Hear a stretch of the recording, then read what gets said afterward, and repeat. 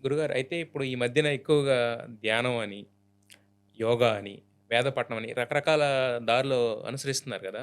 So, వీట్లి వలన ఎలా మారుతుందంటారు యువతరానికి కావాల్సిన వేద ఎడ్యుకేషన్? పఠనం కొంచెం వీటికంటే భిన్నమైంది. హ్మ్. వేద పఠనం అందరికి సంబంధించింది కాదు. హ్మ్. అందరూ చేసేది కాదు. హ్మ్. అందరూ చేయగలిగింది కాదు. అది పక్కనెట్టండి.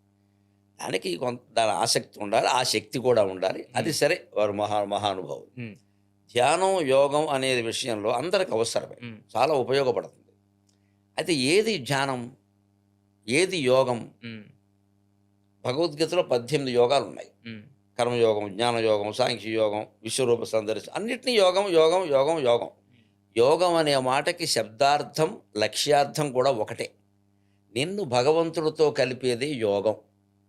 ఇంకేది యోగం కాదు. రాజయోగం అంటారు. అంటే ముఖ్యమంత్రి అవుతాడు. అది యోగం కాదు. హ్మ్. ఎన్నాళ్ళు ఉంటాడో తెలీదు. ఇదివరకు లేని శత్రువులు తయారవుతారు. హ్మ్. ఇదివరకు అజాత శత్రువులున్నారు. ఇప్పుడు అజ్ఞాత అజ్ఞాత శత్రువులవుతారు. శత్రువులు. శత్రువులు తగ్గదాం. అవును. మనం రాజకీయాల్లో చేరలేదనుకోండి మనకు శత్రువులు ఉంటారు. హుహు. రాజకీయాల్లో చేరాక అజ్ఞాత శత్రువులు తయారవుతారు. హ్మ్. తర్వాత జాత శత్రువు ఎదురుగానే వస్తాడు. హ్మ్. అన్నా ఎప్పుడూ నువ్వేనా అంటాడు. అయిపోయాయి. ఏమొచ్చింది నీకు ఇందులో? హ్మ్. అందుకని యోగం అంటే ఇది నిన్ను భగవంతుడితో కలుపుతుందా? హ్మ్. అది యోగాభ్యాసం చేయమని. అందుకని నేను ఫిజికల్ ఫిట్‌నెస్ కోసం అది చిన్న విషయం చేయొచ్చు. హ్మ్. అది చిన్న విషయం అది. 70 ఏళ్ల వాడు కూడా నువ్వు ఫిజికల్ ఫిట్‌నెస్‌గా ఉండి ఏం చేస్తావు ఇప్పుడు? హ్మ్. దేవుడు పల్లకి మోస్తావా? 70, 80 ఏళ్ళలో కూడా ఫిజికల్ ఫిట్‌నెస్ ఎందుకు అవసరం? జారి పడకుండా ఉండానికి. హ్మ్. అంతకంటే అవసరం లేదు. అంతకంటే గొప్ప ఆరోగ్యం, అంతకంటే గొప్ప ఫిజిక్ ఇంకేదో 8 ప్యాక్, 6 అవసరం లేదు. ఎందుకు ఈ ప్యాకు 7 ప్యాక్ ఖాయం చివరికి. 7 కట్లు కడతారు తోసిపారేత్తారు. అంతే. ముసలాళ్ళకి కావాల్సిన ఫిజికల్ ఫిట్‌నెస్ అంటే కాలు జారి పడకుండా ఉంటే చాలు. ఉంటే ఎందుకంటే చాలు. జారిపోతే కష్టం చేసేవాళ్ళు లేరు ఇవాళ. హ్మ్. అంతకంటే అవసరం లేదు. హ్మ్. అయితే ఫిజికల్ ఫిట్‌నెస్ గురించి 70 ఏళ్ళు మెంటల్ ఫిట్‌నెస్, స్పిరిచ్యువల్ ఫిట్‌నెస్ అనే మాటలు మాట్లాడాడెవడో. హ్మ్. అవి ఎవడు నారదుడును, పర్వతులు చూసుకుంటారు పైనుంచొచ్చి దేవరుడు. అదెవరిదది? అంచేతను యోగం అనేది భగవంతుడితో కలుపుతోందా? కలపకపోతే అది వేస్ట్. అది రోగం. యోగం గాదు. హ్మ్. యుక్ అనే ధాతువు నుంచి వచ్చింది. తేషాం నిత్యాభియుక్తానాం అని భగవద్గీతలో చూద్దాం. నాతో నిత్య సంబంధం కలిగిన వాడినే నేను కాపాడుతాను అన్నాడు భగవంతుడు. హ్మ్. అందరిని కాపాడుతానని రాజకీయ నాయకులే ప్రతిజ్ఞించాలి. నియోజకవర్గ అభివృద్ధియే నా లక్ష్యం.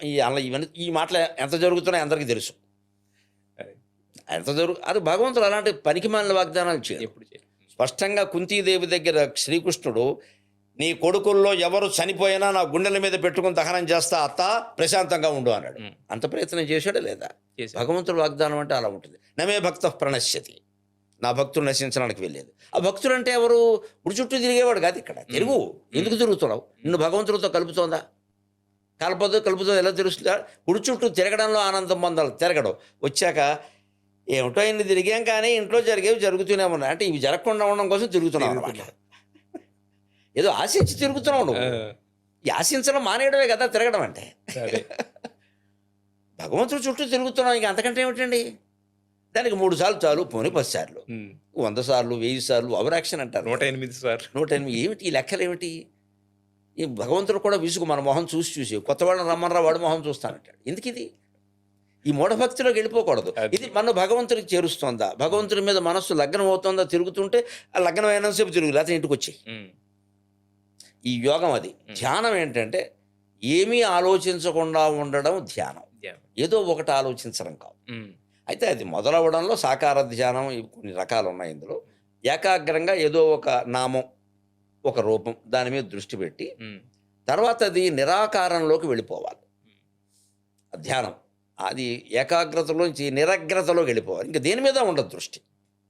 నేను అని ఎక్కడ స్ఫురణ కలుగుతుందో దాని మీదే దృష్టి పెట్టి చేస్తే ఇది ఆధ్యాత్మిక సాధన, అది అంతర్గత సాధన. యోగం బహిరంగంగా చేసే సాధన. హ్మ్. బహిరంగంగా మనం లోకంలో చేసే పనుల్లో ఏ పని భగవంతుడికి చేరుస్తుంది, ఏ పని చేర్చదు. హ్మ్. చేర్చని పని నేను చేయను. చేర్చే పని చేస్తాను. హ్మ్. అంటే ఏమంటే ఆటో ఎక్కించుకుని ఒక ఆయన తీసుకెడుతున్నాం. అది భగవంతుడు చేరుస్తుంది. వాడు కూడా భగవంతుడు సరైన లక్ష్యం తీసుకెళ్ళు. హ్మ్. నువ్వు కరెక్ట్‌గా అమ్మాయిలు ఎక్కినా, అబ్బాయిలు ఎక్కినా, పెద్దవాళ్ళు ఎక్కినా ఆటో వాడు సక్రమంగా ఉండి సరిగ్గా చేరిస్తే, ఆ ఆటో వాడు చాలా మంచివాడు, చాలా నమ్మకమైనవాడు అనే మాట వచ్చిందా లేదా? అది నీకు అన్ని ప్రయోజనాలు కలిగించిందా హ్మ్. లేదా? అది చాలు. అది హ్మ్. భగవంతుడు చేరుస్తుంది. హ్మ్. ముందు ప్రయాణికుడిని లక్ష్యానికి చేర్చు. నేను భగవంతుడిని చేరుస్తాను. సరే. ఇవి భౌతికమైన విధానాలు. ఒక పెద్ద కోటీశ్వరుడు వ్యాపారస్తుడు ఉన్నాడు. ఆయనకు 10,000 కోట్ల టర్నోవర్ ఉండే కంపెనీ ఉంది. ఇక టర్నోవర్ మొదలుపెట్టి ఎప్పుడో పైకి టర్నోవర్ తప్పదు. ఓవర్ టర్న్ అంటారు దాన్ని. Final turn. ఓవర్ టర్న్ పైకి వెళ్ళిపోతాం. ఈ తర్వాత వీళ్ళు కొడుకు చేస్తారు ఇదంతా. ఈ 11 ఎన్ని వేల కోట్లైనా కొడుకు చావడమే. అందుకోసం కాదు. ఈ మొత్తం వ్యాపారం నేను భగవంతుడి దగ్గరికి చేరుస్తుందా అంటే భగవంతుడి గురించి ఆలోచించేలా చేస్తుందా? లేకపోతే తగ్గించేసుకో. ఇంకోటి చేసుకుంటారు. అంతేగాని మనం రంగంలో వెనకబడితే అలాగ అదే వస్తుంది మొత్తం ప్రపంచం నాశనం అవ్వడానికి కారణం. రంగంలో వెనకే పడతాం. ఎలా సుఖంగా ఎలా ఆనందంగా ఉండగలుగుతామో అలా ఉంటాం తప్పితే వెనకబడ్డం ముందుకు పడిపోవడం ఎందుకు? ముందుకు పడిపోవడం కంటే వెనకబడ్డం మంచిది. అది పెద్ద సమస్య కాదు. వ్యక్తిత్వ వికాసం అంటే 10 మందిని దాటిపోవడం కాదు, 10 మందితో కలిసి నడవగలగడం. నాయకత్వ లక్షణం అంటే పెత్తనం చేయడం కాదు, ప్రేమతో పనిచేయించడం. అది ఉండాలి కదా, అది నేర్పగలగాలి. అప్పుడు ధ్యానం ఆధ్యాత్మిక సాధన కారణంగా మనిషికి వైరాగ్యం కలుగుతుంది. భౌతిక సాధనలో భగవంతుణ్ణి చేరడం అనే ఒక లక్ష్యం పెట్టుకోవడం వల్ల ఈ పనులన్నీ ఆటో డ్రైవింగ్ దగ్గర నుంచి అద్వైత సిద్ధాంత ప్రచారం వరకు అన్నీ పవిత్రమే అవుతాయి. అయితే